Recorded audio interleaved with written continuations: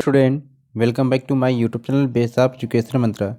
प्यारे बच्चों, आज की इस वीडियो में हम समझने वाले हैं NCERT book class 10th history के चैप्टर 2 की वीडियो, जिसका नाम है भारत में राष्ट्रवाद। किसी किसी बुक में ये चैप्टर 3 दिया है एवं नई बुक में प्यारे बच्चों ये चैप्टर 2 दिया है। तो आपको परेशान होने की कोई भी ज़रूरत नहीं है, चाहे 2 चैप्टर हो या 3 हो, हमें पढ़ना है भारत में राष्ट्रवाद। तो चलिए हम जानते हैं कि क्या है राष्ट्रवाद। जैसे ही हम राष्ट्रवाद की बात आती है तो हमारे दिमाग में आता है कि यार राष्ट्रवाद है क्या। बहुत सारे बच्चे समझ जाते हैं, लेकिन वो जब लिखने की बारी आती है वो तो लिख नहीं पाते हैं या बता नहीं पाते हैं। तो आपको परेशान होना नहीं है, बस हमारी वीडियो को पूरा अंत तक देखना है। इस वीडियो को देखने के बाद इस चैप्टर को कंप्लीट रूप से आप समझ जाएंगे कि इस चैप्टर में हर एक एक पॉइंट को डिस्कस किया गया है, जो एग्ज़ाम की दृष्टिकोण से ये चैप्टर बहुत ही महत्वपूर्ण है, क्योंकि इस चैप्टर से जो क्वेश्चन एग्जाम में सबसे ज़्यादा आने वाले, यानी कि 10+ नंबर इसमें से आने वाले हैं। तो प्यारे बच्चों, क्यों ना हम एक चैप्टर को सही प्रकार से कंप्लीट तैयार कर लें, जिससे इस चैप्टर से जो भी क्वेश्चन बने हम सही प्रकार से कर सकें। तो इस वीडियो को पूरा अंत तक देखें, हमारे साथ बने रहें, जिससे कि इस चैप्टर को बहुत ही आसानी से समझ पाएंगे। तो चलिए हम शुरू करते हैं कि राष्ट्रवाद क्या है। तो राष्ट्रवादी वह लोग होते हैं जो अपने देश से प्रेम करते हैं, यानी जैसे आप भी हो सकते हैं, हम भी हो सकते हैं। और इनको क्या है कि वर्तमान स्थितियों से कुछ न कुछ समस्या होती है, जिसके लिए वे विरोध भी कई बार करते हैं। अगर दूसरे शब्दों में कहा जाए तो अपने राष्ट्र के प्रति प्रेम की भावना, एकता की भावना तथा एक समान चेतना है राष्ट्रवाद कहलाती है। यानी एक स्वतंत्र राष्ट्र बनने की जन भावना तथा अपने राष्ट्र के जो प्रति प्रेम और समर्पण को राष्ट्रवाद कहते हैं।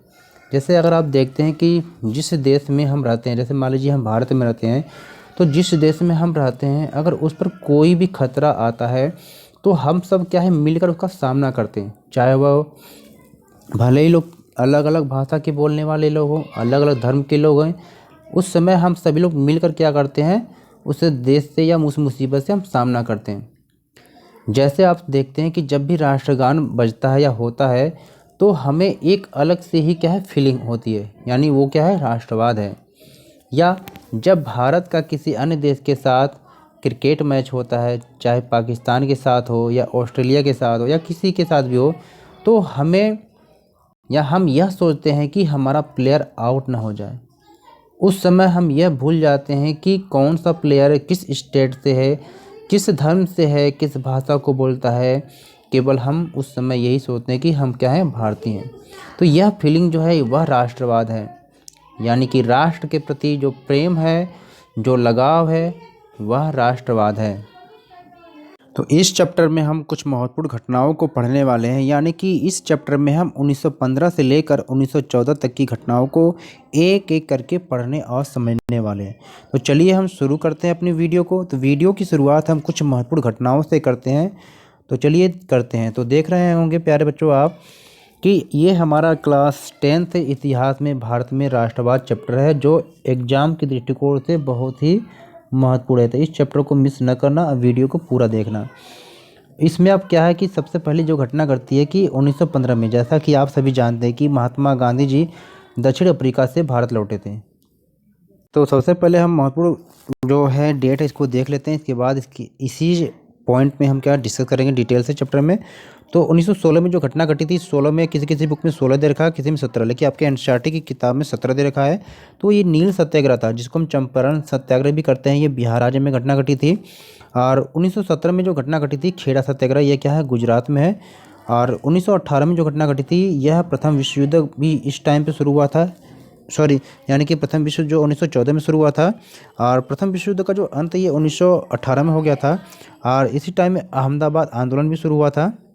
यानी कि सारे पॉइंट को हम अंदर डिस्कस करने वाले हैं। 1919 में जो घटना घटी थी, रॉलेट एक्ट घटना घटी थी, और इसमें 3 घटनाएं घटी थी। 1919 में दूसरी घटना थी जलियांवाला बाग, ठीक है प्यारे बच्चों। और तो यहाँ पर जो खिलाफत आंदोलन जो हुआ था, ये भी 1919 में हुआ था। और 1920-21 में ये असहयोग आंदोलन है। अब सवाल ये है कि 20-21 क्यों, क्योंकि दिसंबर 1920 में क्या ये डिसीजन लिया गया था, और जो जनवरी 1921 में क्या है इसे शुरू किया गया था, यानी कि शुरुआत हुई थी। इसलिए ये 1920 और 21 दोनों डेट यहाँ पर हैं। और फिर 1922 में एक घटना घटी थी, चौरी चौरा की घटना। तो कहाँ पर घटी थी प्यारे बच्चों? ये गोरखपुर में। गोरखपुर जो है उत्तर प्रदेश का एक ज़िला है। तो यहाँ पर हुआ था कि कुछ प्रदर्शनकारी क्या है, एक पुलिस थाने में आग लगा दिए थे, जिसमें क्या 22 पुलिस वाले जलकर मर गए थे, जिसके बाद महात्मा गांधी जी ने असहयोग आंदोलन को स्थगित कर दिया था। फिर इसी के साथ में 1923 में स्वराज पार्टी की स्थापना हुई थी CR दास के द्वारा और मोतीलाल नेहरू के द्वारा। और 1927 में साइमन कमीशन एक कमेटी की स्थापना हुई थी, नियुक्त किया गया था। और ये जो साइमन वापस भारत में कब आया था? तो ये 1928 में साइमन क्या भारत आया था। और 1928 में एक घटना और भी हुई थी, यानी कि नेहरू रिपोर्ट तैयार किया गया था। और 1929 में कांग्रेस का जो लाहौर अधिवेशन हुआ था, जिसमें क्या है पुरुष स्वराज की मांग की गई थी। और इसी में क्या है आर्थिक महामंदी भी आई थी। और 1930 में यानी कि प्रथम गोल में सम्मेलन हुआ था, और दांडी मार्च, यानी कि जिसको सविनय अवज्ञा आंदोलन की शुरुआत भी कर सकते हैं या नमक सत्याग्रह भी कर सकते हैं, जिसमें महात्मा गांधी जी ने क्या किया था कि अहमदाबाद स्थित अपने साबरमती आश्रम से वो दांडी के लिए यह मार्च किए थे। 12 मार्च से शुरू हुआ था और 6 अप्रैल को ये पूरा हो गया था। फिर दूसरी घटना है 1931 में, यानी कि दूसरा गोल में सम्मेलन हुआ था। और इस दूसरे गोल में सम्मेलन में महात्मा गांधी जी ने भाग लिया था। तो तीनों गोल में सम्मेलन लंदन में शुरू हुआ था, और एकमात्र जो व्यक्ति थे भीमराव अम्बेडकर जी, जिन्होंने क्या तीनों गोल में सम्मेलन में भाग लिया था। और एक और घटना घटी थी गांधी इरविन समझौता, यानी कि जो गांधी इरविन समझौता है वह शुरू हुआ था। तो गांधी इरविन समझौता जो हुआ था ये आपके 31 में हुआ था, इसको भी जाने। और 1932 में जो तीसरा गोल में सम्मेलन हुआ था, और इसमें एक घटना और घटी थी, यानी कि पूना पैक्ट, यानी कि डॉक्टर भीमराव अम्बेडकर और महात्मा गांधी जी के बीच एक समझौता हुआ था, जिसका नाम था पूना पैक्ट था। तो ये पुणे के जेल यरबदा जेल में हुई थी। और 1933 में जो सविनय अवज्ञा आंदोलन का दूसरा चरण शुरू हुआ था, और 1934 में सविनय अवज्ञा आंदोलन की समाप्ति हो गई थी। तो ये थी हमारी कुछ महत्वपूर्ण जो डेट है, जिसको क्या हम आगे एक एक पॉइंट को डिस्कस करने वाले हैं। अब इसी के साथ हमें क्या है कि कुछ जो महत्वपूर्ण शब्दावलियाँ है इसको भी जान लेना जरूरी है। तो प्यारे बच्चों, इस चैप्टर में कुछ ऐसे शब्दावली आई है जिनके अर्थ को हमें समझ लेना ज़रूरी है, क्योंकि इस अर्थ को समझ लेते हैं तो चैप्टर को समझना बहुत ही आसानी हो जाती है, इसलिए इसको हम पहले ही करा दे रहे हैं। तो इसमें जो शब्द आया है बेगार, बेगार का अर्थ क्या होता है कि बिना किसी पारिश्रमिक के किसी से काम करवाना, यानी कि बिना वेतन के काम करवाना बेगार कहलाता है। स्वदेशी का अर्थ क्या होता है कि अपने देश में बनी वस्तु या संस्थान या कोई भी चीज़ अपने देश में बनी हुई इसका यूज करना, ये क्या कहलाता है? स्वदेशी कहलाता है। हरिजन का अर्थ क्या होता है कि गांधी जी ने अछूतों को एक, यानी कि हरिजन शब्द का प्रयोग किया, यानी हरिजन कहा, यानी कि इनको ईश्वर की संतान कहा जाता था। हरिजन का अर्थ यहाँ पर है। आगे क्या है कि मार्शल लॉ क्या था कि जैसे आप देखते हैं कि कर्फ्यू के दौरान वह स्थिति जिसमें सेना को किसी के बाहर दिखने पर गोली मार देने के सख्त निर्देश थे, जिसका पता क्या जलियांवाले बाग में जो लोग प्रदर्शन कर रहे थे उनको नहीं पता था। आगे क्या है, सविनय अवज्ञा का अर्थ क्या होता है? विनम्रता पूर्वक सरकार की आज्ञा ना मानना, ये कहलाता है सविनय अवज्ञा। सत्याग्रह का अर्थ क्या होता है? सभी जानते हैं कि सत्य के प्रति आग्रह होता है। पिकेटिंग का क्या तात्पर्य यहाँ पर है? तो यहाँ पर है कि प्रदर्शन एवं विरोध का ऐसा स्वरूप जिसमें लोग किसी दुकान, फैक्ट्री एवं दफ्तर के भीतर जाने का रास्ता रोक लेते हों, उसे हम क्या कहते हैं? पिकेटिंग कहते हैं। जैसे कि आपने देखा होगा कि असहयोग आंदोलन के दौरान जो महिलाएं थी शराब की दुकानों की पिकेटिंग किया था, यानी कि वहाँ पर जाने का जो रास्ता है उसको रोक लिए थे। तो अब चलते हैं, हम शुरू करते हैं चैप्टर को, यानी कि चैप्टर में हम देखते हैं कि राष्ट्रवाद क्या है। प्यारे बच्चों, हो सकती है कि ये वीडियो थोड़ी लंबी हो जाएगी, क्योंकि इस वीडियो में कंप्लीट एक्सप्लेनेशन करवाया जाएगा, तो इस वीडियो को पूरा ज़रूर देखना आप। तो चलिए देखते हैं कि राष्ट्रवाद क्या है। तो राष्ट्रवाद की जब हम बात करते हैं तो यहाँ पर हम देखते हैं कि अपने राष्ट्र के प्रति प्रेम की भावना, एकता की भावना तथा एक समान चेतना ही क्या है? राष्ट्रवाद कहलाती है।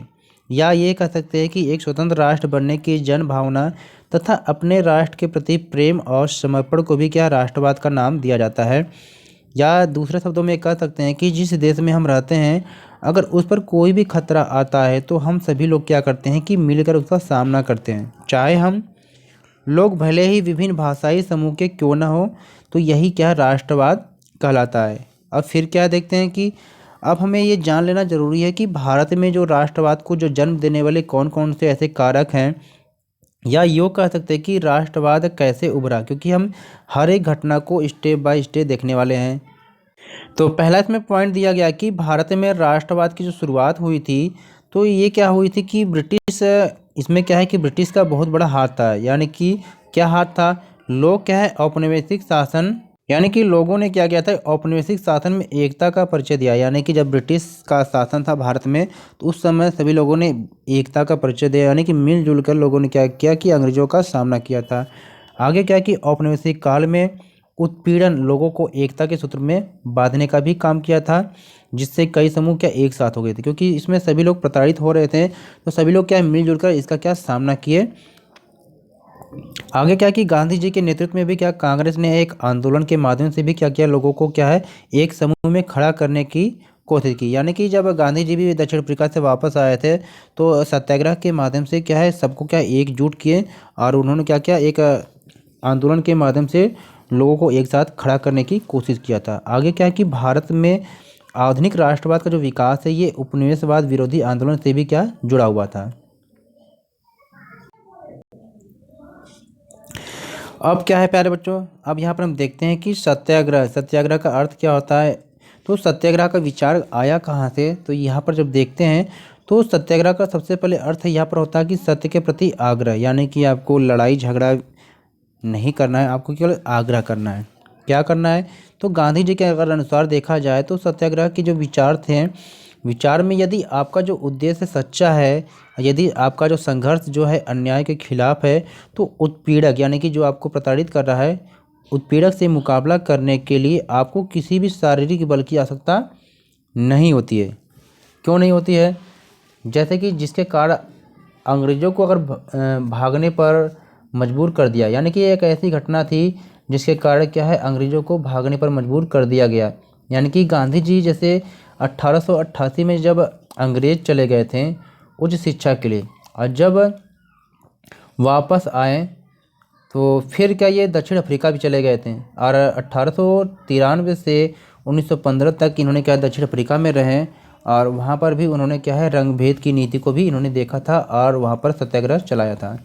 फिर क्या हुआ, वहाँ पर एक घटना घटी थी कि दक्षिण अफ्रीका में गांधी जी को क्या है ट्रेन के डिब्बे से बाहर फेंक दिया गया था, जिससे क्या है गांधी जी को बहुत दुख हुआ। तो फिर इसमें यही बात कही जा रही है।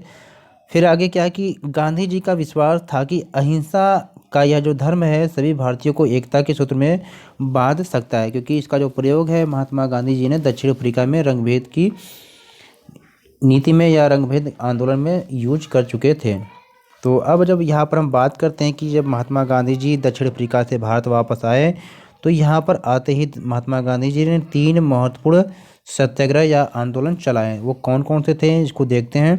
तो इसमें सबसे पहला जो बात आता है आपके, सबसे पहले जो आंदोलन था चंपारण सत्याग्रह कह सकते हैं, यानी कि नील की खेती के लिए था। तो ये बिहार राज्य में है, इसको भी आप देखेंगे। तो ये जो घटना थी 1917 में, उन्होंने सबसे पहले क्या किया था, चंपारण जो ज़िला है यानी कि बिहार में है, तो यहाँ की जो नील की खेती जो करने वाले जो किसान थे या मजदूर कह लीजिए, तो इनको क्या है जो दमनकारी जो बागान व्यवस्था थी इसके खिलाफ ही क्या है इन्होंने आंदोलन किया, क्योंकि किसानों को क्या है ज़बरदस्ती अपने खेत में क्या है नील की खेती करनी पड़ती थी, जिसको नील कठिया भी कहते हैं हम हैं। तो जिससे क्या है कि उनकी उर्वरता ज़मीन की समाप्त हो जाती थी, क्योंकि उस ज़मीन पर किसान क्या है दाल की खेती करते थे। फिर इसके साथ जो दूसरा इनका जो सत्याग्रह था महात्मा गांधी जी का, दूसरा सत्याग्रह था महात्मा गांधी जी का खेड़ा सत्याग्रह या आंदोलन कह लीजिए, ये गुजरात राज्य में था। तो यह घटना घटी थी 1917 में, और महात्मा गांधी जी ने क्या किया था कि गुजरात के खेड़ा जिले के किसानों को क्या कर में छूट दिलवाने के लिए उन्होंने क्या किया, संघर्ष में उनका समर्थन किया था। यानी कि खेड़ा सत्याग्रह की बात जब आती है तो इसमें क्या था, किसानों को कर में छूट के लिए नील की खेती, यानी कि चंपारण सत्याग्रह नील की खेती के लिए। तो इसमें हुआ क्या था कि किसान कर में छूट दिलवाने के लिए महात्मा गांधी जी ने उनका संघर्ष में साथ दिया था। तो क्यों दिया था, क्योंकि जो फसल खराब हो जाने के कारण और महामारी के कारण क्या थे, किसान जो थे लगान चुकाने की स्थिति में नहीं थे। जैसा कि आप जानते हैं कि जब किसानों की फसल बर्बाद हो जाती है, यानी खास तौर से जब महामारी आती है, तो उसमें किसान को क्या है, खाने के ही लाले पड़ जाते हैं। उनका जीवन क्या है, गुजर बसर करना ही मुश्किल हो जाता है। तो उस कंडीशन में किसान लगान कहाँ से चुका पाएंगे, टैक्स कहाँ से दे पाएंगे।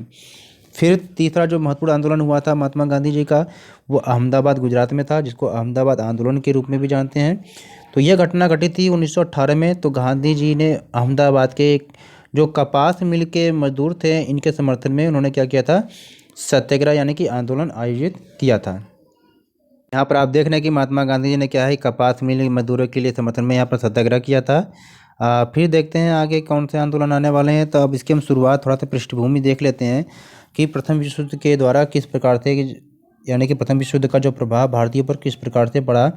तो यहाँ पर जो प्रथम विश्व युद्ध का जो प्रभाव पड़ा था भारतीयों पर, क्योंकि सबसे पहले जान लीजिए कि प्रथम विश्व युद्ध कब हुआ था, 1914 से लेकर 1918 तक चला था। ठीक है प्यारे बच्चों।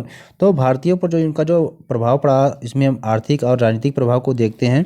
तो कौन कौन से आर्थिक राजनीतिक पड़े थे, तो यहाँ पर देखते हैं। पहला क्या होता, ब्रिटिश सरकार ने युद्ध पर तो बहुत सारे खर्चे किए, और इन खर्चों की जो भरपाई के लिए क्या है, ये भारतीयों पर क्या है, करों में वृद्धि लगाई की, यानी कि बहुत सारे टैक्स लगाया। जाहिर सी बात है कि इसको देना भारतीयों के लिए बहुत ही मुश्किल था। दूसरा उन्होंने क्या किया कि सीमा शुल्क भी बढ़ा दिया गया, और जो आयकर जो प्राप्त होती थी, यानी कि आयकर भी इन्होंने शुरू कर दिया, यानी कि जितनी आमदनी होगी आपको उसको भी टैक्स देना पड़ेगा। तीसरा क्या हुआ, जब युद्ध के दौरान कीमतें क्या हो गई थी, दोगुना हो गई थी, डबल हो गया था, जिससे क्या है, लोगों की क्या है, मुश्किलें बढ़ गई थी। हाँ, गांव में क्या है, सिपाहियों की जबरन भर्ती भी की गई थी, जिससे कि लोगों में भी आक्रोश फैल गया था। और 1918 19 और 1920-21 में देश के बहुत सारे हिस्सों में क्या फसल खराब हो गई थी। अब जानते हैं कि जब फसल खराब हो जाएगी, जिससे क्या बहुत मात्रा में अनाजों की कमी भी हो गई थी। और इन सभी जो कारणों से क्या है, भारतीय लोग ब्रिटिश सरकार से संतुष्ट नहीं थे। तो कहीं ना कहीं ये भी क्या है, एक तरफ से राष्ट्रवाद की तरफ संकेत करता है। और उन्होंने अपनी दुर्दशा के लिए औपनिवेशिक सरकार का मतलब होता है कि ब्रिटिश सरकार को क्या है, जिम्मेदार ठहराया। तो इसलिए क्या है कि विश्व युद्ध के औपनिवेशिक सरकार के खिलाफ भारतीयों में भी क्या है, गुस्सा बढ़ गया। तो ये जो राजनीतिक और आर्थिक प्रभाव थे। अब इसमें हम जान लेते हैं कि क्या है रॉलेट एक्ट, यानी कि क्या घटना घटी थी रॉलेट एक्ट, क्योंकि बहुत सारे हम सुनते हैं कि रॉलेट एक्ट है क्या। क्योंकि ये जो टॉपिक है, ये 3 नंबर के क्वेश्चन में पूछा जा सकता है, तो इसको हम जान लेते हैं। तो रॉलेट एक्ट के बारे में जानने से पहले हम इसकी पृष्ठभूमि को भी देख लेते हैं कि रॉलेट एक्ट शुरू कब हुआ था, तो क्या हुआ था। तो इसमें जो हम देखते हैं, तो कोई भी घटना शुरू से करने से पहले हम पहले उसकी पृष्ठभूमि को देखते हैं, फिर उसमें जो घटना घटित होती है उसको देखते हैं, और उसमें उसका प्रभाव क्या पड़ता है उसको देखते हैं। तो यहाँ पर इसकी पृष्ठभूमि क्या है रॉलेट एक्ट के बारे में, यानी कि यह शुरू किस प्रकार से हुआ, क्यों हुआ। तो अंग्रेजों ने क्या किया था कि भारतीयों से यह वादा किया था कि प्रथम विश्व युद्ध के बाद वो भारत को क्या आज़ाद कर देंगे, लेकिन उन्होंने ऐसा नहीं किया, जिससे लोगों में काफ़ी असंतोष था, क्योंकि सब यही चाहते थे कि प्रथम विश्व युद्ध के बाद ब्रिटिश सरकार क्या है, भारत को आज़ाद कर देगी, लेकिन उन्होंने ऐसा नहीं किया। फिर क्या हुआ, अंग्रेज क्या है, भारतीयों की राष्ट्रवाद की जो भावना को कम करने के लिए एक नया एक्ट लेकर आई। यानी कि जब अंग्रेजों ने देखा कि भारतीयों के अंदर राष्ट्रवाद की भावना पनप रही है, तो इस भावना को कम करने के लिए एक नया एक्ट लेकर आ गई, जिसका नाम था रॉलेट एक्ट, जिसे क्या 1919 में पारित भी कर दिया गया। अब इसमें क्या है रॉलेट एक्ट में, इसको देख लेते हैं, क्योंकि एग्जाम में आपसे पूछता है, तो इसे आप नोट करें, क्योंकि कभी कभी पूछे रॉलेट एक्ट क्या है, तो आपको यहाँ से ये बताना पड़ेगा। तो इसमें क्या कहा गया था, इस एक्ट के तहत किसी भी राजनीतिक कैदी, तो सबसे पहले राजनीतिक कैदी क्या है इसको भी जान लेते हैं, क्योंकि इस वीडियो में मैंने बहुत ही सरल भाषा का प्रयोग किया है कि जिससे आप इस चैप्टर को समझ सकें। तो वीडियो को लाइक ज़रूर करें, क्योंकि इस वीडियो को बनाने बहुत दिन लग गए हमें, और वीडियो को शेयर भी करें, और चैनल पे नए हैं तो चैनल को सब्सक्राइब जरूर करेंगे प्यारे बच्चों। तो राजनीतिक कैदी का मतलब ये होता है कि जो सरकार के खिलाफ प्रदर्शन कर रहे होते हैं, या आंदोलन जो लोग करते रहते हैं, तो उनको सरकार गिरफ्तार कर लेती है, तो इन्हीं को कहते हैं राजनीतिक कैदी। तो राजनीतिक कैदियों को बिना मुकदमा चलाए 2 साल तक जेल में बंद रखने का प्रावधान था। यानी कि रॉलेट एक्ट में ये कहा गया था कि किसी भी व्यक्ति पर अगर संदेह हो जाता है, तो उसको क्या है, बिना मुकदमा चलाए 2 साल तक जेल में बंद करके रखा जा सकता है। और आप सभी जानते हैं कि पता है रॉलेट एक्ट के बारे में, तो आपको पता होना चाहिए कि रॉलेट एक्ट को क्या काला कानून भी कहा जाता है। तो इसको भी आप नोट करेंगे प्यारे बच्चों, 1 नंबर में पूछा जा सकता है। तो अब ब्रिटिश जो पुलिस क्या करती थी कि किसी भी व्यक्ति को बिना किसी कारण के ही क्या है, किसी पर भी अगर संदेह होता था किसी भी समय क्या है गिरफ्तार कर सकती थी। तो इस एक्ट का उद्देश्य ये था कि भारत में जो ये राजनीतिक गतिविधि चल रही है इनको दमन करना था। यानी कि अगर रॉलेट एक्ट के उद्देश्य की बात की जाए कि रॉलेट एक्ट का उद्देश्य क्या था, तो यहाँ पर लिखा हुआ है कि राजनीतिक यानी कि भारत में राजनीतिक गतिविधियों पर दमन करना था।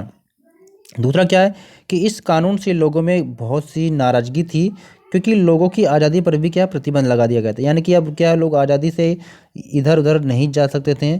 तो यहाँ पर ये भी आपको देखना है। अब इसका जो निष्कर्ष यानी कि लास्ट परिणाम क्या निकला, परिणाम यह हुआ कि विभिन्न शहरों में लोगों ने क्या है रैलियाँ निकाली, रैलियों का आयोजन किया, और श्रमिक जो है रेलवे कार्यशाला में जो काम करने वाले थे इन्होंने हड़ताल पर भी चले गए, और लोगों ने क्या है दुकानों को भी बंद कर दिया।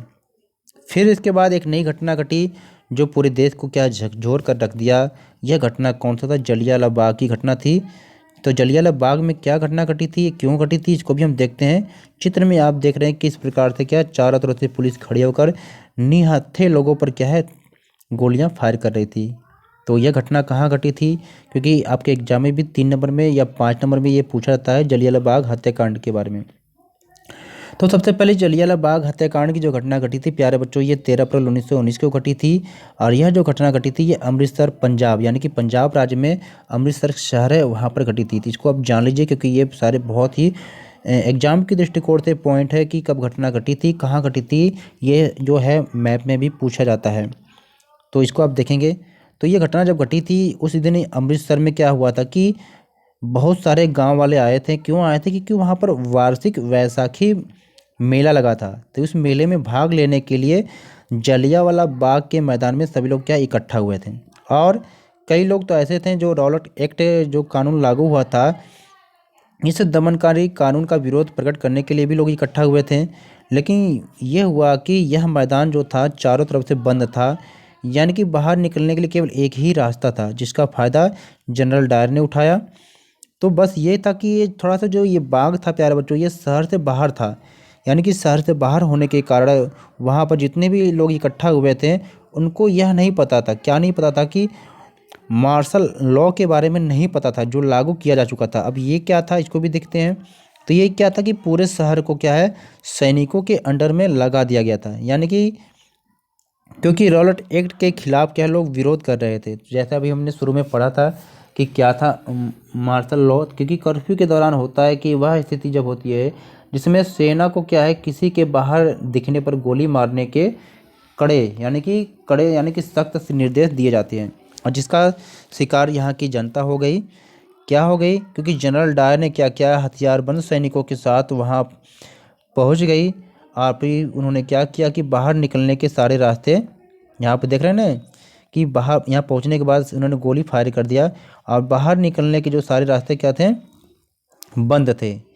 यानी कि जनरल डायर हथियारबंद सैनिकों के साथ वहां पहुंचा और बाहर निकलने के इस रास्तों को बंद कर दिया। एक ही रास्ता था और वही सी रास्ते पे वो खड़ा हो गया और भीड़ पर क्या है गोलियां चलाने का आदेश दे दिया, जिससे क्या सैकड़ों लोग मारे गए थे। और कहा जाता है कि बहुत सारे ऐसे लोग थे जो अपनी जान बचाने के लिए उस बाग में कुआं था वहाँ उस कुएं में भी लोग कूद गए। अब बहुत सारे क्या कुएं में कूदने के कारण भी मर गए, यानी कि जितने लोग थे सारे मारे गए थे।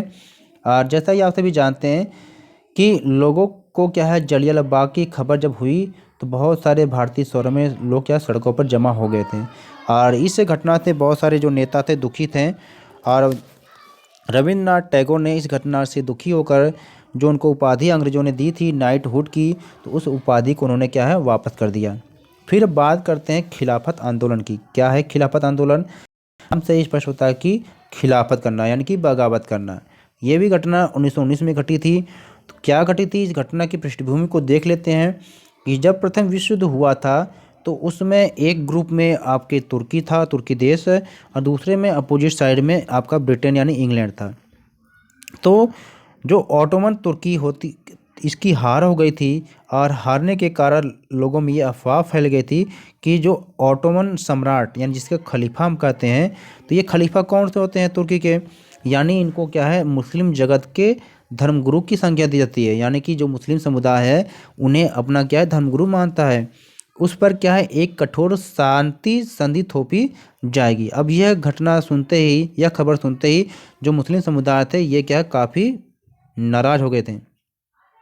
जब मुस्लिम समुदाय काफ़ी नाराज़ हो गए थे तो फिर क्या हुआ कि महात्मा गांधी जी को लगता था कि अब हिंदू मुसलमानों को एक दूसरे के नज़दीक लाए बिना देशव्यापी कोई भी आंदोलन नहीं चला जा सकता है, क्योंकि जो मुस्लिम समुदाय ये भी अंग्रेजों से नाराज़ हो गई थी, हिंदू थे ये भी नाराज़ चल रहे थे, तो अब इन दोनों को मिलाकर एक साथ लड़ाई लड़ी जाए।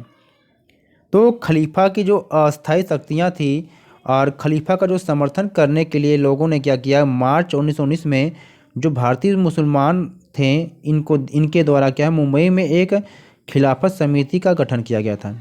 ठीक है प्यारे बच्चों, अब खिलाफत समिति का जो गठन किया गया था तो किसने किया था इसको भी देख लेते हैं। तो शौकत अली और मोहम्मद अली, यानी कि जो दो भाई थे शौकत अली और मोहम्मद अली, इन दो बंधुओं ने क्या है ये जैसे यानी कि क्योंकि ये युवा मुस्लिम नेता थे, इन्होंने क्या है भारत में क्या अंग्रेज़ों के खिलाफ इस आंदोलन का नेतृत्व किया, जिसे क्या है खिलाफत आंदोलन कहा जाता है। तो प्यारे बच्चों, आपको ये याद होना चाहिए कि कभी आपसे पूछे कि खिलाफत आंदोलन कब शुरू किया गया था और किसने किया था, ये 3 डेट आपको पता होना चाहिए, क्योंकि 3 नंबर के क्वेश्चन में 1 नंबर के क्वेश्चन में पूछा सकता है। क्योंकि यह जो चैप्टर आपका भारत में राष्ट्रवाद है, इस चैप्टर से एग्जाम में क्वेश्चन बहुत पूछते हैं।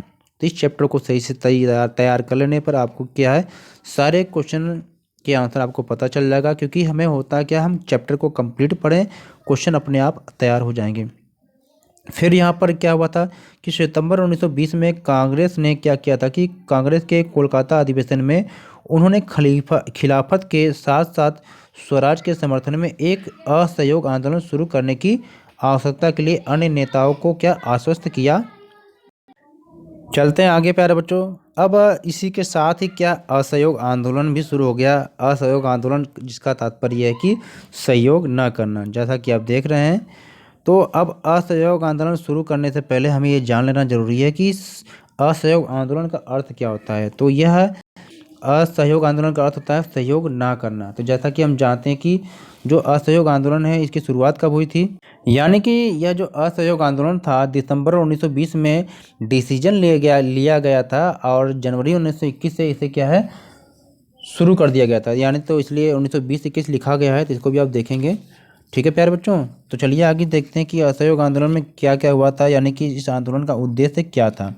तो सबसे पहले जब हम देखते हैं कि असहयोग आंदोलन क्यों हुआ था और असहयोग आंदोलन का उद्देश्य क्या था। तो पहला क्या था कि जो खिलाफत आंदोलन था इसको समर्थन करने के लिए भी हुआ था और हिंदुओं और मुसलमानों को एकजुट करने के लिए भी, और इसमें क्या स्वराज की मांग की गई थी। स्वराज का मतलब क्या होता है इसको भी देख लेते हैं। स्वराज का अर्थ होता है कि कुछ शक्तियां जो थी कि भारतीयों के पास होनी चाहिए, यानी कि स्व मतलब अपना राज, यानी अपना राज होना चाहिए। तो अगला क्या है कि ब्रिटिश नीतियों, क्योंकि ब्रिटिश नीतियों के विरोध में भी था। तो ब्रिटिश की नीतियाँ कैसी थी, शोषणवादी नीतियाँ थी। आप सभी जानते हैं कि ब्रिटिश क्या है हमेशा अंग्रेजों भारतीयों का शोषण करना चाहती थी। अब इसमें क्या है, तो असहयोग आंदोलन जब शुरू हुआ था तो इसमें कितने चरण थे इसको भी देखते हैं। तो जब हम देखते हैं तो इसके कई चरण होते हैं, यानी कि पहला इसमें दिया हुआ है कि हजारों की संख्या में छात्रों ने क्या किया था, सरकारी स्कूलों कॉलेजों एवं शिक्षकों ने क्या किया था कि इस्तीफा के साथ आंदोलन की शुरुआत हुई। यानी कि आप सभी जानते हैं कि छात्रों शिक्षकों के द्वारा क्या स्कूलों का बहिष्कार कर दिया गया और छात्र स्कूल बहिष्कार किए और जो टीचर्स थे ये इन्होंने क्या है इस्तीफे दे दिए, जिसके साथ ही क्या आंदोलन की शुरुआत हुई थी। अगला क्या कि जो वकील थे इन्होंने अपनी वकालत को भी छोड़ दिया और अदालतों का बहिष्कार किया, और साथ ही साथ लोगों ने क्या किया, फिर प्यारे बच्चों क्या हुआ इसमें हुआ था कि शराब की जो दुकानों पर लोगों ने क्या तालाबंदी की गई थी, जिसको कहते हैं कि पिकेटिंग। ठीक है, यानी कि क्या हुआ था, मैंने आपको शुरू में इसके बारे में बताया था कि प्रदर्शन एवं विरोध का ऐसा स्वरूप होता है जिसमें लोग क्या है किसी दुकान फैक्ट्री एवं क्या है दफ्तर के भीतर जो जाने का रास्ता है लोग क्या है रोक लेते हैं। ठीक है प्यारे बच्चों, फिर क्या हुआ था, इसके चरण में क्या था कि विदेशी कपड़ों की लोगों ने होली जलाई, यानी कि विदेशी वस्तुओं का बहिष्कार। यानी कि कई जगहों पर व्यापारियों ने क्या है विदेशी वस्तु का व्यापार करने से भी लोगों ने मना कर दिया था। और इसके साथ ही साथ क्या मद्रास को अगर छोड़कर अधिकांश प्रांतों में लोगों ने क्या है परिषद चुनाव का भी लोगों ने बहिष्कार कर दिया था। तो ये असहयोग आंदोलन का चरण था। अब बात जब हम करते हैं कि असहयोग आंदोलन असफल क्यों हो गया, यानी कि जो असहयोग आंदोलन ये धीमा क्यों पड़ गया था, तो कुछ ऐसा जो समूह था जो आंदोलन में शामिल नहीं हो पाया था, जिसके कारण क्या आंदोलन धीमा पड़ गया था। तो वो कौन कौन सा समूह था इसको देखते हैं। या तो आंदोलन की जो सफलता के लिए वैकल्पिक भारतीय संस्थानों की, यानी कि यह जो आंदोलन जो धीमा क्यों पड़ गया था, कि जैसे हम ये कह रहे थे कि हमें विदेशी वस्तुओं का बहिष्कार करना है, स्कूल कॉलेज का बहिष्कार करना है, तो बहिष्कार कर रहे तो सही है, लेकिन उसके विकल्प के रूप में भारतीयों के लोगों के लिए क्या कोई भारतीय संस्थान होना चाहिए जहाँ पर लोग क्या शिक्षा ग्रहण कर सकें। यानी कि आंदोलन की जो सफलता के लिए वैकल्पिक जो भारतीय संस्थानों की स्थापना जरूरी था, ताकि जो लोग क्या ब्रिटिश संस्थानों के बहिष्कार कर रहे थे उसकी जगह पर उनका उपयोग कर सकें। तो ऐसा कुछ नहीं हुआ था। दूसरा क्या था कि फलस्वरूप विद्यार्थी और शिक्षक जो सरकारी स्कूल कॉलेज में या वकील जो थे अदालतों का बहिष्कार किए थे, ये लोग क्या है दोबारा सरकारी अदालतों में या स्कूलों में वापस जाने लगे। लोग खादी कपड़ा का जो उपयोग नहीं कर पाते थे, क्योंकि ये जो कपड़े होते थे काफ़ी महंगा होते थे, जिससे कुछ लोग क्या है उसे खरीदने की क्षमता नहीं रखते थे, यानी कि जो गरीब लोग थे। इसलिए लोगों ने क्या किया कि मशीनों के द्वारा जो बने हुए सस्ते कपड़े थे, विदेशी कपड़े थे, इनका यूज करने लोग लगे। और इसमें आप जब देखते हैं कि विभिन्न जो समुदाय थे, इनका जो स्वराज का अर्थ अलग अलग था, यानी कि जो ग्रामीण क्षेत्र के लोग थे इनका स्वराज का अर्थ अलग था। बागानों में काम करने वाले जो लोग थे उनके स्वराज के अर्थ अलग थे। जंगलों में रहने वाले जो आदिवासी लोग थे इनके स्वराज का अर्थ अलग था। तो चलिए देखते हैं कि सबका अलग अलग स्वराज का अर्थ किस प्रकार से था। तो ग्रामीण क्षेत्रों में जो रहने वाले लोग थे इनके आंदोलन देखते हैं। तो गांव में जो किसान थे ये इनकी स्थिति बहुत ही दयनीय थी। तो ये दयनीय स्थिति में जीवन जी रहे थे और अंग्रेजी शासन में गांव में जमींदारों ने किसानों पर बहुत सारे अधिक कर लगा दिए थे। और फिर क्या था, किसानों को उनके खेतों पर बिना वेतन के ही काम करना पड़ता था। और क्या था कि जो पट्टीदार थे उनमें क्या है बहुत सारे पट्टे निश्चित नहीं हो पाए थे, और इसलिए उन्हें भी कभी कभी क्या है कि पट्टे से हटा भी दिया जाता था। और बाबा रामचंद्र जो थे जिनको क्या पहले गिरमिटिया मजदूर के रूप में क्या कार्य करना पड़ता था, यानी कि और उन्होंने पंडित नेहरू के साथ मिलकर किसान सभा बनाई थी और गांव में क्या आंदोलन भी चलाया था। और फिर क्या हुआ था कि गांव में जो जमींदार यानी कि किसान लोग थे, इन्होंने जमींदारों की नाई धोबी यानी सुविधा भी बंद करने का फैसला भी किया था।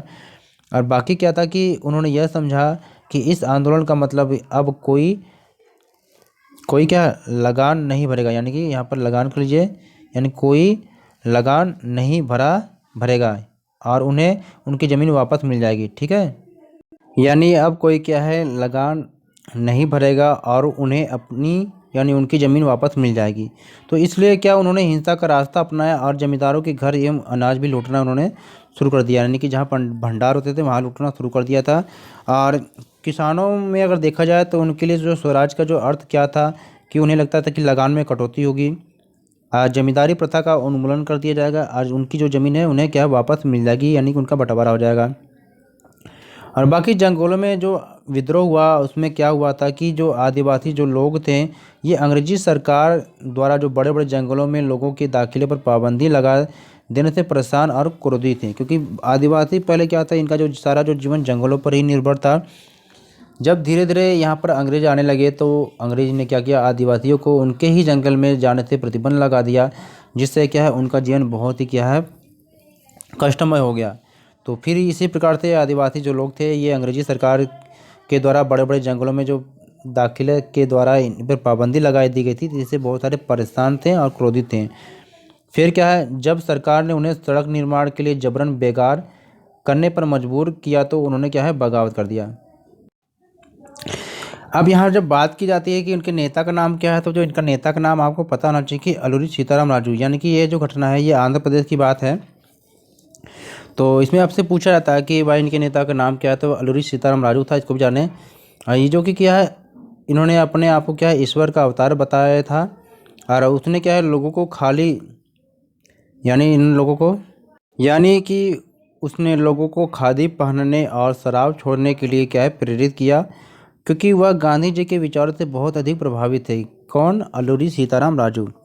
और फिर इसके बाद क्या हुआ कि जो आदिवासियों ने इस आंदोलन का यह मतलब समझा कि पहले की तरह उन्हें क्या अब जंगल उनके अपने होंगे, पर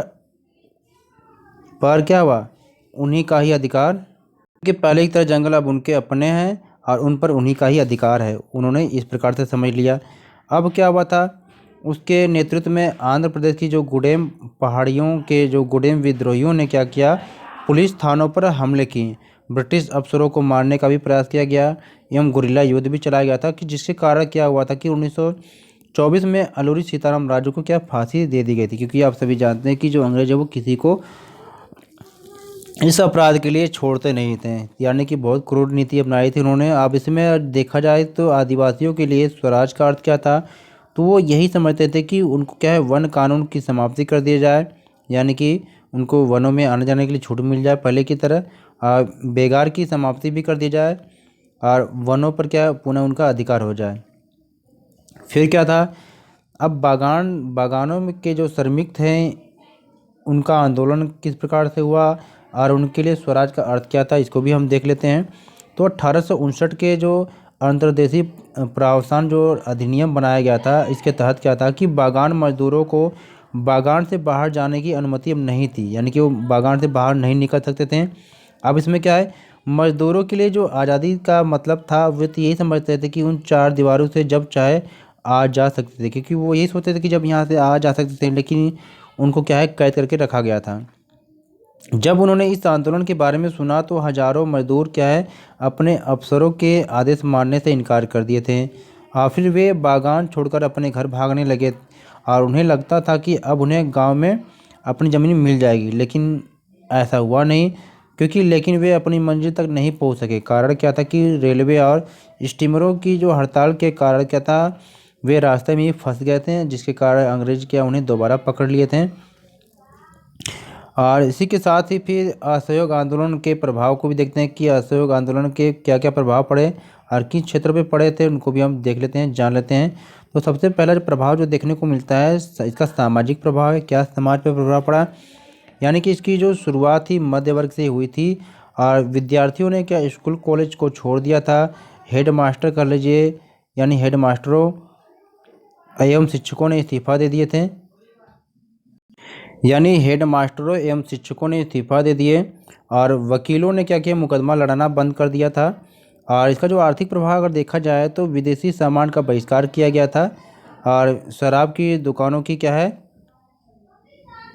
यानी कि शराब की दुकानों की पिकेटिंग की गई, यानी कि जो शराब के रास्तों पर जाने का जो था मार्ग था उसको लोगों ने क्या है बंद कर दिया, नहीं रोक रखा था। और विदेशी कपड़ों को क्या है भारी मात्रा में जला दिया गया है। तो ये असहयोग आंदोलन के प्रभाव थे और असहयोग आंदोलन को वापस ले लिया गया था। तो ये वापस लेने का जो डिसीजन था, क्यों लिया गया था, इसको भी देख लेते हैं।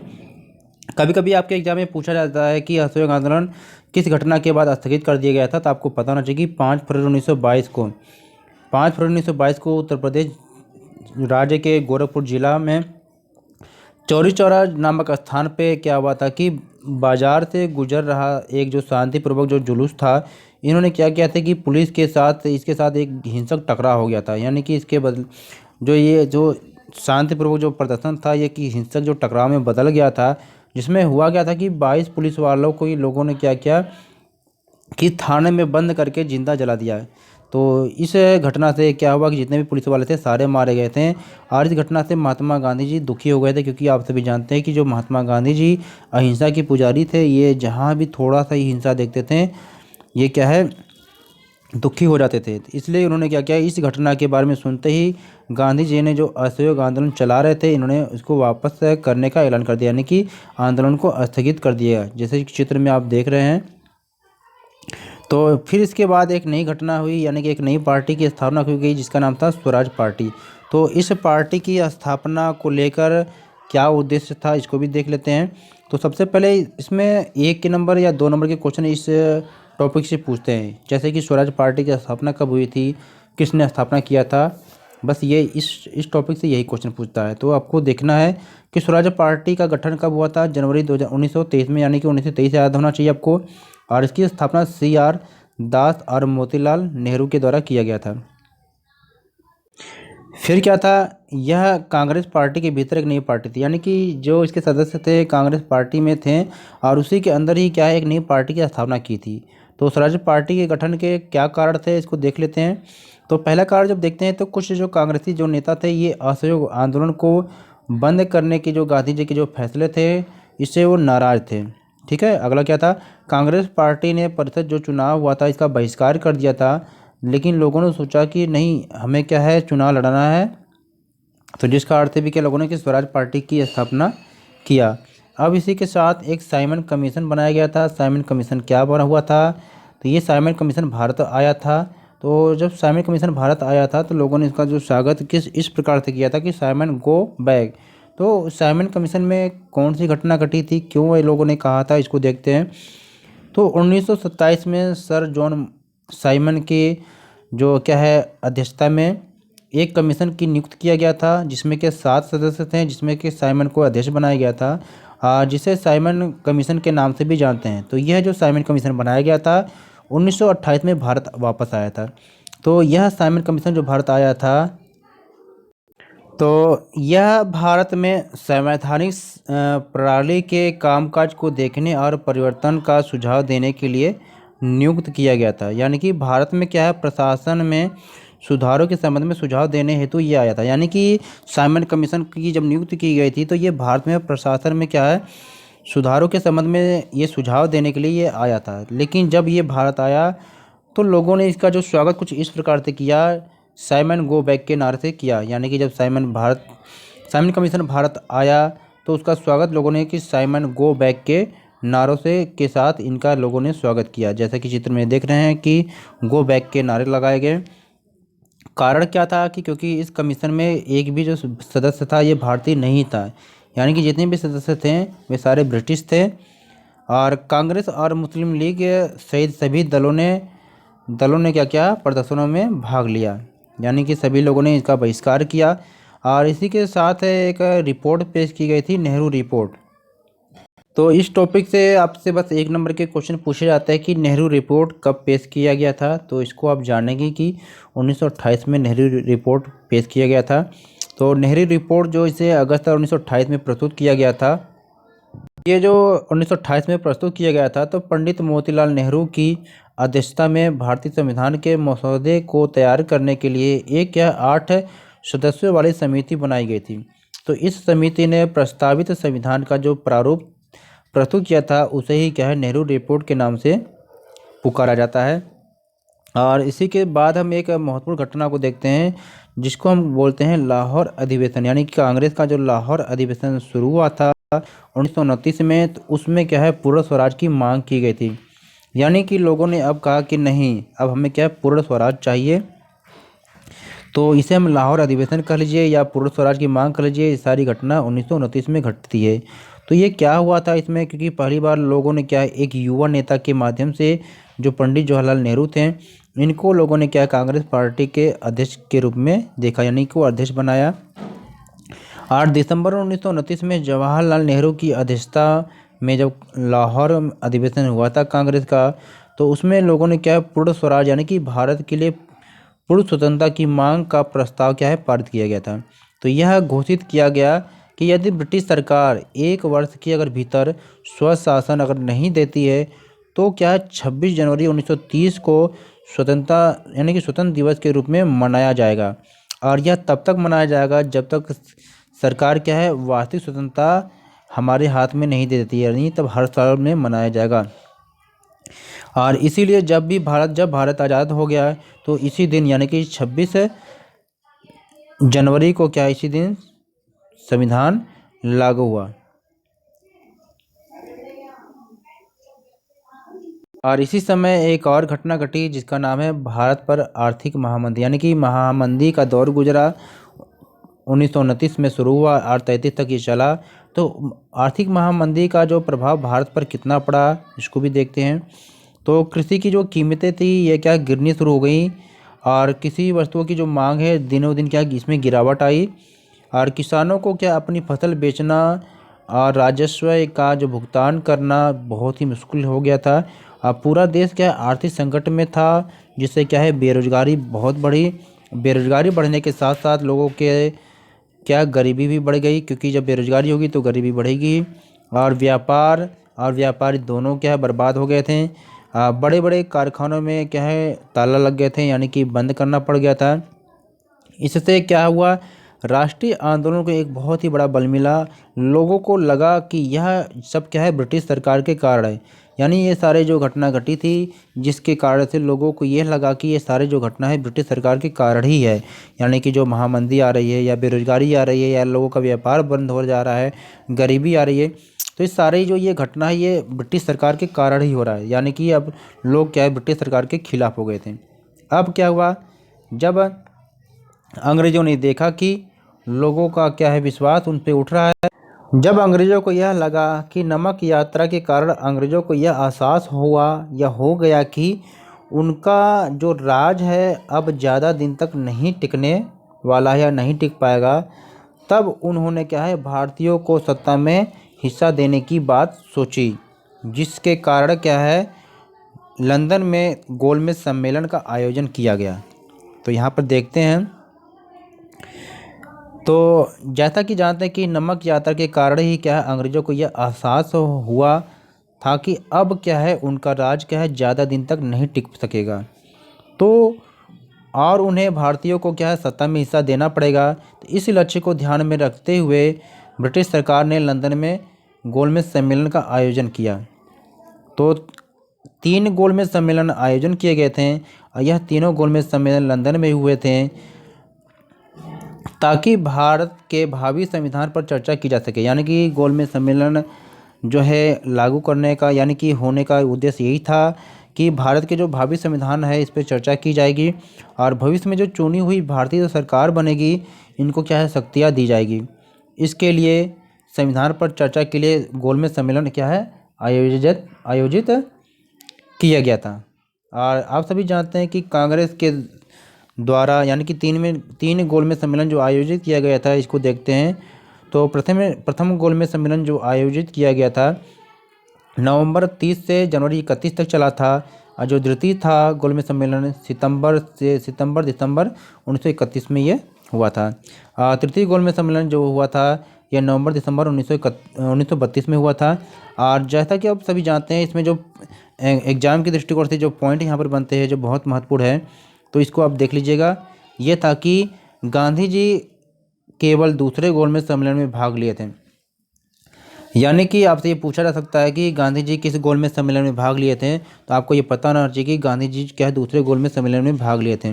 लेकिन दूसरे गोलमेज सम्मेलन में जब गांधी जी भाग लिए थे तो उन्हें भी क्या है वहाँ पर ऐसी कोई सफलता हाथ नहीं लगी जिससे लगे कि हाँ अंग्रेज़ उनको क्या सत्ता देने के पक्ष में हैं।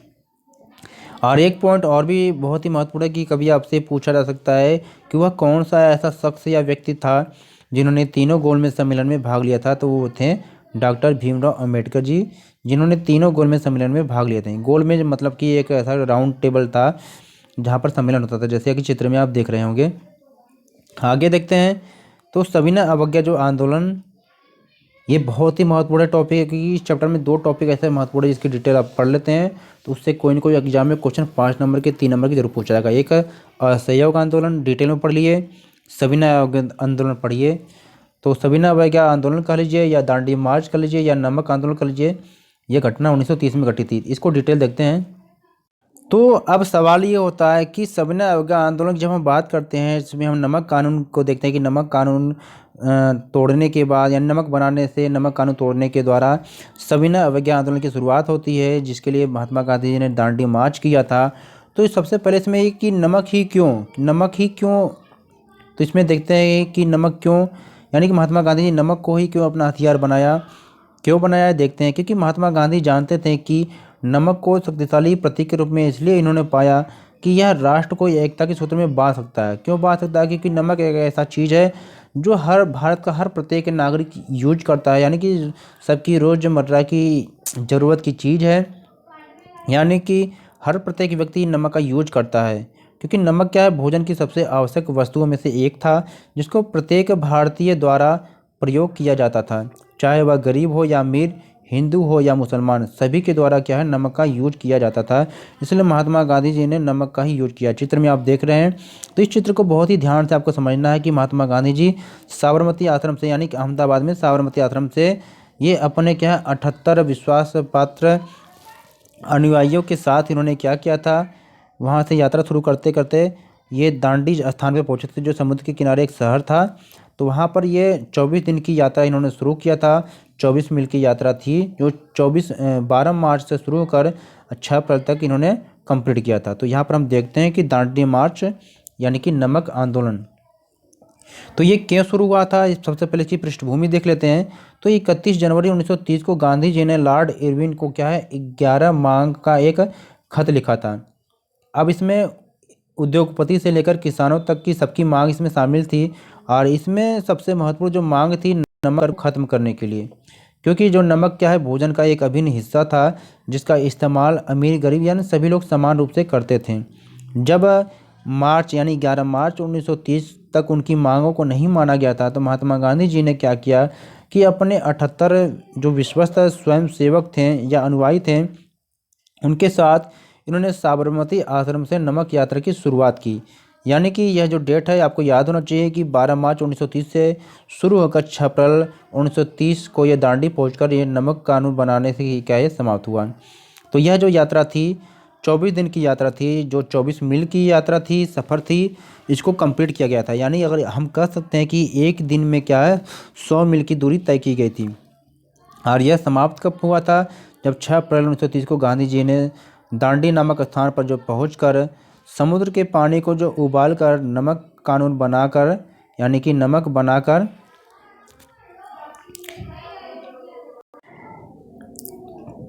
यानी कि 24 दिन का जो सफ़र था, 24 मील का जो सफ़र था 24 दिन में, यानी कि प्रत्येक दिन क्या 10 मील की सफ़र तय किया जाता था। तो ये जब 6 अप्रैल 1930 को दांडी महात्मा गांधी जी पहुँचे, तो वहाँ पर जो समुद्र के पानी को उन्होंने उबाल कर नमक बनाकर नमक कानून को तोड़ा। इसी के साथ ही क्या सविनय अवज्ञा आंदोलन की भी शुरुआत हुई। तो इसे आपको जानना है, जैसा कि देख रहे हैं कि गांधी जी अपने क्या है विश्वास पात्र जो स्वयं सेवकों के साथ ये निकले थे। जैसे वो रास्ते में जाते रहे, रास्ते में बहुत सारे ऐसे लोग भी जो उनका साथ में, यानी कि उनके साथ इकट्ठा होते चले गए थे। तो अब देखते हैं कि सविनय अवज्ञा आंदोलन में क्या हुआ था। 1930 की घटना थी। तो देश के विभिन्न हिस्सों में नमक कानून का उल्लंघन किया गया था और विदेशी वस्तुओं कपड़ों का बहिष्कार किया गया था। आपको ध्यान देना प्यारे बच्चों की जो विदेशी वस्तुओं या कपड़ों का बहिष्कार हुआ था, ये आपके असहयोग आंदोलन में भी हुआ था, सविनय अवज्ञा आंदोलन में। तो ये आप सभी में लिख सकते हैं। आपको बस इतना देखना कि घटना कब घटी थी, कौन कौन से लोग इसमें शामिल हुए थे, इसका परिणाम क्या था। शराब की दुकानों को बंद कर दिया गया था, जिसे पिकेटिंग कहते हैं, इसमें भी हुआ था, उसमें भी हुआ था, इसको भी देखना है। कई स्थानों पर लोगों ने वन कानूनों का उल्लंघन किया, यानी लकड़ी एवं मवेशियों को चराने के लिए जो इकट्ठा करने के लिए जो आरक्षित वन थे, उसमें भी लोग क्या जाने लगे थे। इस आंदोलन में सभी वर्ग शामिल थे। तो ऐसा होगा, आपसे पूछा जाएगा कि इस वर्ग में कौन कौन से लोग शामिल नहीं हुए थे, इसको भी आपको पता होना चाहिए कौन कौन से शामिल नहीं हुए थे। बच्चे, बुजुर्ग, महिला, अमीर एवं गरीब, किसान या व्यवसायी, सभी लोग शामिल थे। बस बच्चों ने क्या स्कूलों कॉलेजों का बहिष्कार कर दिया तथा वकील अदालतों का बहिष्कार कर दिए थे। और इस आंदोलन में पूर्ण स्वराज की मांग की गई थी एवं कानून तोड़ा गया था। तो इसे भी आप जानते हैं। फिर इसके बाद एक घटना घटी थी, गांधी इरविन समझौता, यानी कि महात्मा गांधी और इरविन के बीच में क्या समझौता हुआ था, कब हुआ था। तो ये डेट थी 5 मार्च 1931 को। तो चलिए देखते हैं कि समझौता क्या हुआ था। तो आपको ये पता होना चाहिए कि इस समझौते को क्या दिल्ली समझौता के नाम से भी जानते हैं। कारण क्या था, क्योंकि ये जो समझौता हुआ था ये दिल्ली में हुआ था, इसलिए इसको क्या गांधी इरविन समझौता या दिल्ली समझौता के नाम से भी जानते हैं। 5 मार्च 1931 को ये हुआ था। और इसमें जो हुआ था 5 मार्च 1931 को गांधी जी ने सविनय अवज्ञा, यानी कि महात्मा गांधी जी ने क्या सविनय अवज्ञा आंदोलन को वापस लेकर लॉर्ड इरविन के साथ एक समझौता पर उन्होंने हस्ताक्षर कर दिया। यानी कि महात्मा गांधी जी इरविन से इस समझौते का हल ये हुआ कि इस समय क्या उन्होंने सविनय अवज्ञा आंदोलन को स्थगित कर दिया। लेकिन इस समझौते में क्या है, गांधी जी क्या लंदन में गए और लंदन में होने वाले जो दूसरा गोलमेज सम्मेलन था उसमें उन्होंने भाग लिया। लेकिन वहाँ पर भी हिस्सा लेने पर ये राजी जब हो गए थे, लेकिन वहाँ पर भी उनको कुछ हाथ सफलता नहीं मिली। यानी इसके बदले सरकार क्या है, राजनीतिक कैदियों को रिहा करने पर राजी हो गई थी। तो राजनीतिक कैदी वही थे जो धरना प्रदर्शन कर रहे थे, आंदोलन कर रहे थे, जिनको सरकार क्या बंदी बनाई थी। तो दिसंबर 1931 में यह बातचीत बीच में ही टूट गई। क्यों टूट गई थी? क्योंकि गांधी जी को वापस आना पड़ा, क्योंकि वहाँ से इनको क्या निराशा मिली जब उन्हें लगा कि सरकार इनकी बातों को नहीं मानेगी। फिर वापस आकर सरकार के जो सख्त रवैये को इन्होंने जब देखा, तो उन्होंने इस आंदोलन को दोबारा से फिर से शुरू कर दिया। किसको? असहयोग आंदोलन को। फिर जैसे असहयोग आंदोलन को इन्होंने शुरू किया, उसके बाद एक घटना और घटी, जिसको हम क्या है, पूना पैक्ट के नाम से जानते हैं। तो ये महात्मा गांधी और अम्बेडकर के बीच के द्वारा समझौता हुआ था। तो ये जो समझौता हुआ था कि पुणे के यरबदा जेल में शामिल यानी कि हुआ था इसमें। तो बहुत सारी इसमें बातें थी, यानी कि इसको हम अगस्त 1932 में ब्रिटिश सरकार ने क्या किया था कि दलितों को वोट देने का अधिकार दे दिया था। और फिर अंग्रेज़ों ने इस फैसले के खिलाफ किया। गांधी जी क्या आमरण अनशन पर बैठ गए थे, यानी कि जब अंग्रेज़ों ने ये दलितों को ये वोट देने का अधिकार दे दिया था अलग से, तो गांधी जी आमरण अनशन पर बैठ गए थे। तो ये क्या हुआ था घटना, इसको देखते हैं फिर। तो एक घटना घटी थी पूना पैक्ट। पूना पैक्ट क्या था? ये घटना 1932 में घटी थी। तो ये घटना थी, अम्बेडकर जी ने दलित के लिए क्या अलग निर्वाचन की मांग किया था। इन्होंने क्यों किया था? क्योंकि उन पर कोई भी ध्यान दिया नहीं जा रहा था। लेकिन जब ब्रिटिश सरकार ने अम्बेडकर की इन मांगों को मान लिया, तो गांधी जी ने क्या किया, आमरण अनशन शुरू कर दिया। उनका मानना था कि दलितों के लिए अगर अलग से निर्वाचन मंडल की बात की जाएगी, तो समाज में क्या है, अनेक जो राष्ट्र यानी कि अनेक राष्ट्र के एकीकरण की प्रक्रिया को धीमा कर देगा। यानी महात्मा गांधी जी का मानना था कि अगर दलितों के लिए अलग निर्वाचक मंडल समाज दिया जाएगा, तो उनमें क्या है कि राष्ट्र के एकीकरण की जो प्रक्रिया को क्या है, उनके राष्ट्र के एकीकरण को धीमा कर देगा। यानी कि अगर दलितों के लिए अलग निर्वाचन की व्यवस्था की जाएगी, तो जो राष्ट्र का जो एकीकरण की जो प्रक्रिया है, उसको क्या ये धीमा पड़ जाएगा। फिर अम्बेडकर जी ने क्या किया, अम्बेडकर जी और गांधी जी के बीच एक समझौता हुआ। यानी कि अम्बेडकर जी ने क्या किया, गांधी जी की बातों को माना, और सितंबर 1932 में पूना पैक्ट हुआ, जिसमें गांधी जी एवं अम्बेडकर जी के बीच में क्या है, आपस में एक समझौता होकर इस समस्या का समाधान निकल गया है। फिर पूना पैक्ट के अनुसार गांधी जी ने क्या, आज़ादी के बाद दलितों को आरक्षण देने का वायदा भी किया। और इसके बाद महात्मा गांधी जी ने क्या किया, यानी कि अब आपको ये देखना कि विभिन्न जो सामाजिक समूह वर्गों ने सविनय अवज्ञा आंदोलन में हिस्सा लिया था। यानी कि बहुत सारे सामाजिक समूह वर्ग ने इस आंदोलन में हिस्सा लिया था। आपको यहाँ पर देखना है, क्योंकि एग्जाम में कभी कभी ऐसे पूछ देता है कि बताइए कि सविनय अवज्ञा आंदोलन में महिलाओं की क्या भूमिका थी, या सविनय अवज्ञा आंदोलन में किसानों की या लोगों की क्या भूमिका थी, उद्योगपतियों की। तो ये सब आपको देखना है।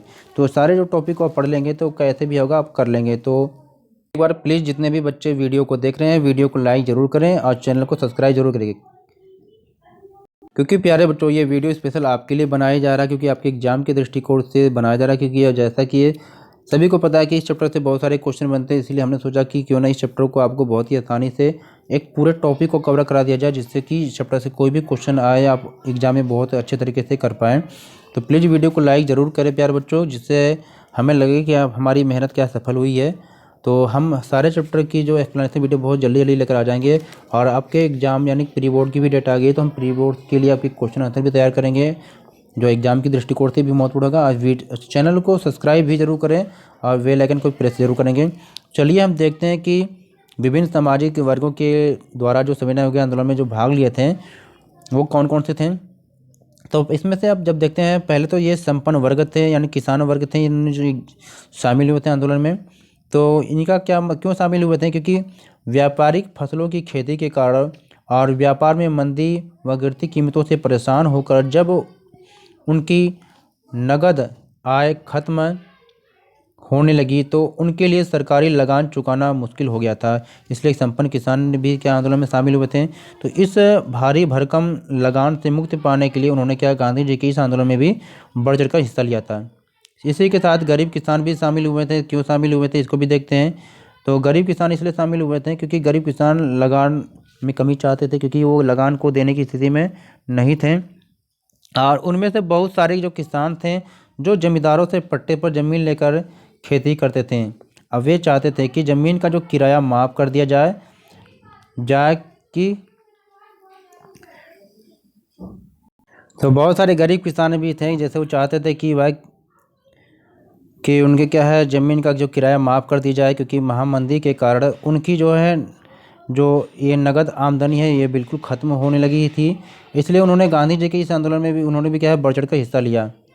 और फिर इसी तरह से जो एक वर्ग था जो उद्योगपति थे, जिसे कह लीजिए इन्होंने आर्थिक महामंदी के दौरान क्या है भारतीय उद्योगपतियों का व्यापार भी चौपट होने लगा था, इसलिए उद्योगपति भी शामिल हो गए थे। जब उन्होंने अंग्रेज़ों की नीतियों की बुराइयां की तो उनके व्यापार में भी बहुत सारे अंकुश लगा दिया गया था। तो वे चाहते थे कि विदेशी वस्तुओं पर भी अधिक शुल्क लगा दिया जाए या पाबंदी लगा दी जाए, जिससे क्या है कि उनके आयात में कमी आ जाए। यानी कि आयात का मतलब क्या आता है, जब कोई भी वस्तु हम बाहर से अपने देश में मंगाते हैं आयात हो गया, और कोई वस्तु जब इस अपने देश से दूसरे देश में भेजते हैं उसे निर्यात बोलते हैं। तो अगर बाहर से वस्तु को अगर नहीं मंगाया जाएगा तो यहाँ के जो उद्योगपति हैं इनकी जो वस्तुएं बिकेगी। तो इसलिए इन्होंने भी क्या है गांधी जी के इस आंदोलन में भी बढ़ चढ़ कर हिस्सा लिया था। और जो उद्योगों में काम करने वाले जो मजदूर थे ये क्यों हिस्सा लिए थे, क्योंकि औद्योगिक जो मजदूरों ने जब काम वेतन यानी कि औद्योगिक मजदूरों ने जब यानी कि काम वेतन खराब कार्य स्थिति और विदेशी वस्तुओं के बहिष्कार के लिए क्या है स्वयं को भी इस आंदोलन में क्या है आंदोलन से जोड़ लिया। ठीक, इसके बाद फिर क्या हुआ, फिर महिलाओं ने, क्योंकि अक्सर एग्जाम में ये वो आपसे पूछता है कि सविनय अवज्ञा आंदोलन में महिलाओं की भूमिका को बताइए, तो आपको ये देखना है अक्सर महिलाओं के बारे में ज़्यादा पूछा जाता है क्यों महिलाएं शामिल हुई थी। तो यहाँ पर देखते हैं कि महिलाएं क्यों शामिल हुई थी। महिलाएं इसलिए शामिल हुई थी कि महिलाओं ने क्या है बहुत बड़ी संख्या में रैलियों में भाग लिया था, नमक बनाया, विदेशी कपड़ों का भी बहिष्कार किया था और शराब की दुकानों पर धरने दिए। और कई महिलाएं इस आंदोलन के दौरान जेल भी गई थी और उन्हें लगता था कि इस आंदोलन के जरिए समाज में उनकी स्थिति क्या है अच्छी हो जाएगी। इसलिए उन्होंने इस आंदोलन में भी क्या है गांधी जी का बढ़ चढ़ कर साथ दिया। और इसी के साथ साथ अब जब देखते हैं कि वह सविनय अवज्ञा आंदोलन की क्या सीमाएं थी, यानी किसके कारण यह आंदोलन सफल नहीं हो पाया था, तो जब हम इसमें देखते हैं कि इसमें दो ऐसा वर्ग था जो शामिल नहीं हो पाया था, अनुसूचित जाति यानी दलित वर्ग, दूसरा मुस्लिम वर्ग। क्यों नहीं शामिल हुआ था देखते हैं। तो इस आंदोलन में जो अनुसूचित जाति जिसे हम दलित कहते हैं इसकी भागीदारी नहीं थी। क्यों नहीं थी, क्योंकि लंबे समय से जो कांग्रेस थी इनके हितों की उपेक्षा कर रही थी। लेकिन गांधी जी ने घोषणा की कि यदि हम अस्पृश्यता यानी जिसको छुआछूत कहते हैं को समाप्त अगर नहीं करेंगे तो जो स्वराज को प्राप्त करने में हमें कितने लगभग 100 साल लग जाएंगे, नहीं उससे ज़्यादा भी लग सकता है। फिर उन्होंने अछूतों के लिए हरिजन शब्द का प्रयोग किया है, जिसमें क्या है ईश्वर की संतान कहा जाता है। और उन्हें मंदिरों में प्रवेश करने के लिए या सार्वजनिक जगहों पे भी क्या है प्रयोग के लिए सत्याग्रह का इन्होंने आयोजन किया। और दूसरा जो वर्ग था मुस्लिम वर्ग था। तो ये क्यों नाराज चल रहे थे, क्योंकि मुस्लिम संगठनों द्वारा सविनय अवज्ञा आंदोलन के प्रति कोई खास उत्साह देखने को नहीं मिला था। क्योंकि जैसे 1920 के दशक के टाइम में अगर देखा जाए तो मध्य में कांग्रेस जो क्या थी एक हिंदू महासभा जैसे हिंदू धार्मिक संगठनों के करीब आने लग गई थी, तो मुस्लिम वर्ग पे ज़्यादा ध्यान नहीं दे रही थी। तो दोनों समुदायों के बीच संदेह और अविश्वास का माहौल बना हुआ था, जिसके कारण क्या था कि यह आंदोलन सफल नहीं हो पाया था। अब इसमें लास्ट हम टॉपिक देखते हैं कि सामूहिक अपनेपन का भाव, यानी कि कौन से और ऐसे कारण था जिससे क्या राष्ट्रवाद को बल मिला। तो इसमें जब हम देखते हैं कि 20वीं सदी में लोगों में क्या है राष्ट्रवाद की भावनाओं को विभिन्न माध्यमों के जरिए जागृत किया गया। तो क्या था, तो वे कारक थे जिन्होंने क्या है भारतीय लोगों में एक सामूहिक अपनेपन की भावना को जागृत किया। यानी कि वह कौन कौन से ऐसे कारक थे जिसके द्वारा लोग क्या है राष्ट्रवाद की भावना से प्रेरित हुए थे। और इसमें भारतीय लोगों को एक नया यानी एक कर दिया लोगों को। क्या था, तो इसमें बहुत सारे ऐसे प्रतीक थे या चिन्ह थे जिसके द्वारा लोग क्या एक हुए थे। तो इसमें एक आता कि भारत माता की जो छवि बनाई गई थी, चित्र बनाया गया था, ये अवनींद्र नाथ ठाकुर के द्वारा बनाया गया था। तो इस बनाई गई छवि से के माध्यम से लोगों ने क्या है अपने राष्ट्र को पहचानने में मदद मिली लोगों की, हम एक ही राष्ट्र हैं। अब बहुत सारे लोग क्या है लोक कथाओं के माध्यम से भी लोगों को क्या है अपनेपन का भाव हुआ, यानी कि लोग एकता के सूत्र में बंधे। जो क्या है राष्ट्रवादी लोग क्या करते थे घूम घूम कर इस लोक कथाओं के माध्यम से संकलन भी करने लगे थे। यानी कथाएं परंपरागत संस्कृति की सही तस्वीर पेश करती थीं तथा अपनी राष्ट्रीय पहचान को भी क्या है ढूंढने तथा अतीत के गौरव का भी भाव पैदा करती थी, जिसके कारण लोग क्या है एकजुट हो गए थे। फिर जैसे कुछ ऐसे गीत थे जिनके माध्यम से भी लोगों को क्या है एकता में बल मिला, यानी एक होने में उन्हें बहुत ही आसानी हुई। जिसमें एक वंदे मातरम जो गीत था, यानी कि ये 1870 के दशक में बंकिम चंद्र के द्वारा यह गीत गाया गया था या लिखा गया था। इससे क्या है, मातृभूमि की स्तुति के रूप में भी यह गीत क्या है, बंगाल के स्वदेशी आंदोलन में खूब गाया गया था। और कुछ ऐसे भी चिन्ह थे जिसके कारण और भी लोग क्या है, एकता के सूत्र में बंधे थे, जिसमें यह आपका झंडा हो जाता है। यानी कि बंगाल में 1905 में स्वदेशी आंदोलन के दौरान सर्वप्रथम एक तिरंगा फहराया गया था जो हरा पीला लाल रंग का था, और इसमें 8 कमल थे। और 1921 तक क्या है, आते आते महात्मा गांधी जी ने भी एक क्या झंडा तैयार किया जो सफ़ेद हरा और लाल रंग का था, जिसको तिरंगा कहते हैं। फिर इतिहास की कुछ ऐसी भी घटनाएं थी जिनके द्वारा भी क्या है, लोगों ने ये महसूस किया कि नहीं, हमें एकता के सूत्र में बंधना है। तो बहुत से ऐसे भारतीय महसूस करने लगे थे कि राष्ट्र के प्रति गर्व का भाव जगाने के लिए क्या है, भारतीय इतिहास को भी क्या है, एक अलग ढंग से पढ़ना या पढ़ाना चाहिए, ताकि क्या है, भारतीय गर्व का अनुभव कर सकें। तो प्यारे बच्चों, ये थी हमारी आज की वीडियो। यानी इस वीडियो को पूरा अंत तक ज़रूर देखें, 1 या 2 बार ज़रूर देख लीजिए, और इसे अपने कॉपी में नोट कर लीजिए और टॉपिक वाइज अच्छे से पढ़ लीजिए, समझ लीजिए, जिससे आपको यह चैप्टर बहुत ही आसानी से आ जाएगा। हमने इस चैप्टर को बहुत ही आसानी से समझाने का प्रयास किया है। अगर कभी किसी भी टॉपिक को समझने में अगर समस्या आपको होती है तो ज़रूर बताइए। प्लीज़ हमारे चैनल को सब्सक्राइब जरूर करें, बेल आइकन को प्रेस करें, जिससे आपके क्लास से संबंधित, आपके एग्ज़ाम से संबंधित जो भी वीडियो अपलोड की जाए आपको आसानी से मिल सके। क्योंकि आने वाले टाइम में आपका प्री बोर्ड एग्जाम शुरू हो रहा है और फिर फाइनल एग्जाम टर्म 2 शुरू होगा। तो उस चैप्टर से बहुत ही महत्वपूर्ण जो क्वेश्चन है हम आपको लेकर आएंगे कि वो सारे एग्जाम में पूछा ही जाएगा। प्लीज़ आपसे फिर रिक्वेस्ट है प्यारे बच्चों की वीडियो को लाइक ज़रूर करें और इस वीडियो को अपने दोस्तों के साथ जरूर शेयर करें। तो हमारे चैनल को सब्सक्राइब जरूर करेंगे यहाँ पर, तो इसे आप क्लिक करेंगे। और अगर आपको इसकी पीडीएफ चाहिए तो हमारे टेलीग्राम ग्रुप को भी ज्वाइन करें, जिससे सारे जो आपके चैप्टर की पीडीएफ आपसे मिल जाएगी। और आप हमें इंस्टाग्राम पे भी फॉलो कर सकते हैं, तो इससे भी आप क्या है देखेंगे सारे इनकी बेस ऑफ एजुकेशन मंत्र आपको क्लिक करेंगे तो आपको वहाँ से फॉलो कर सकते हैं। तो चलिए दोस्तों, फिर मिलते हैं एक नई वीडियो के साथ, तब तक नमस्कार।